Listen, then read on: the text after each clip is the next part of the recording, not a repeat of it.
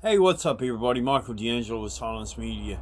Everything I say and do is based upon my opinion and the opinions of Silence Media. And today, our special guest. Special guest. He's special. Are you special? No, I'm not special. You're special. No, I'm not. You want to pull this down so you don't see, because who you're going to talk to? So, everybody, meet my brother, the famous. And he's famous in Botany Junction. I don't know if he's famous anywhere else, but he's definitely famous in Botany Junction as being the almighty ogre. Say hello. Hello? Speak up. Oh, hello. Hello. Yeah. Hello. Yeah. Oh, anyway, we're about. I'm going to leave the camera on you today. So today we're all about a letter to Mr. Luxon, and I hope he actually sees this. I really do, and I hope that somebody shares this with Mr. Luxon, because Mr. Luxon, you're about as dumb as two thicks on a dead horse. So if you ever look down there, Mr. Luxon, you'll see that my brother has no legs.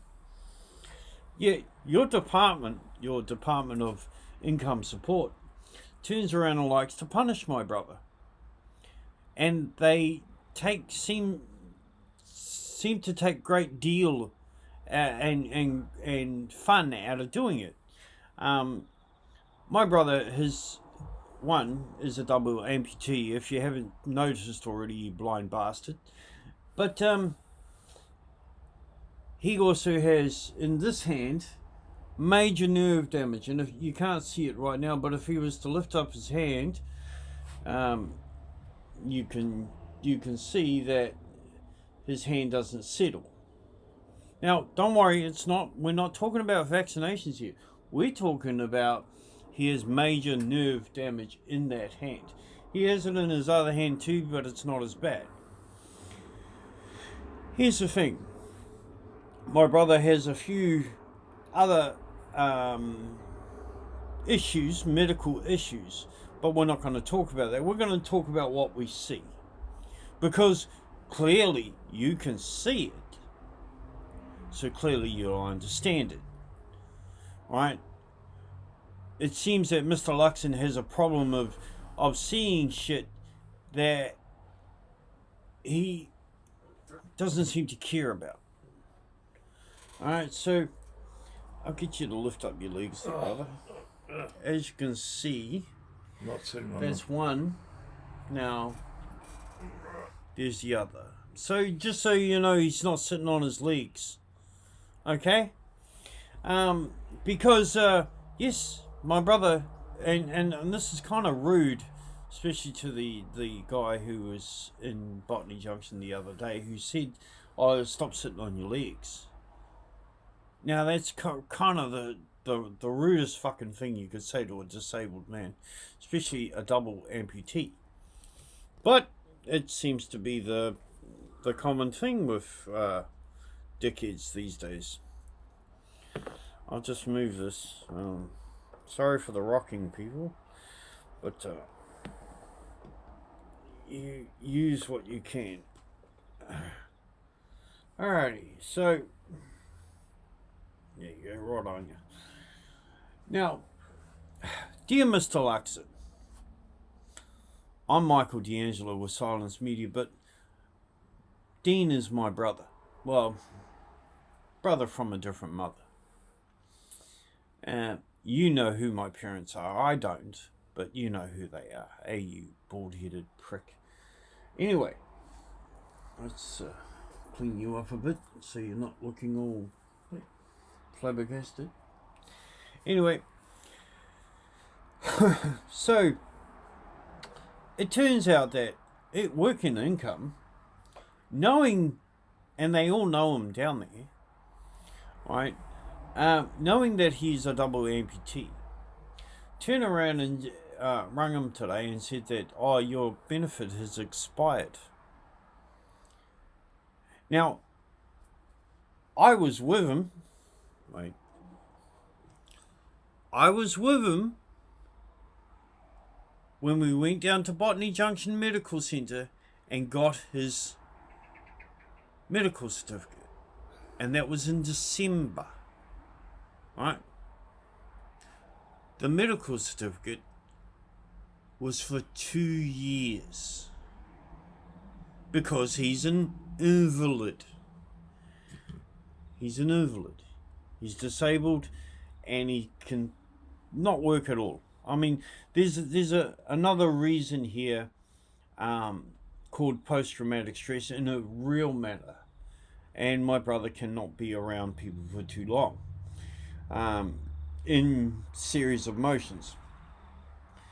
He has major cataracts in his eyes, so he can't see too far either. And sometimes he's looking right up to the camera just to see. So working in any sort of sense is really not good for him. Plus there's other medical needs that he needs to be able to do, and well, that wouldn't be very good in an employment status whatsoever. So he has a medical seen by a very qualified doctor for 2 years. Work and income put him on 3 months.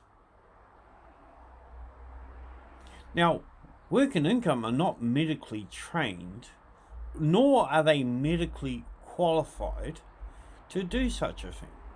But they put his invalid's benefit on for 3 months. And then they rang him today and said, oh, your benefit's expired.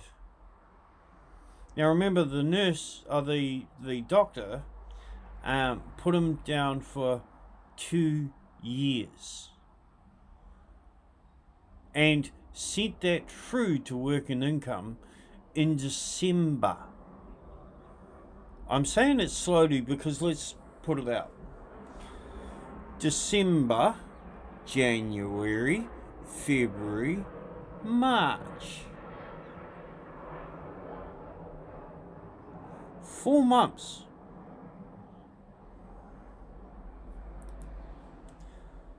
My brother didn't get his benefit last week, nor this week.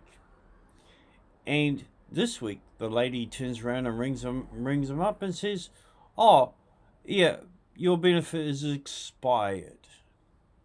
Remember, these people aren't trained, they aren't qualified, and they do not have a medical license of any kind, but they are saying that he does not qualify because his benefit has expired.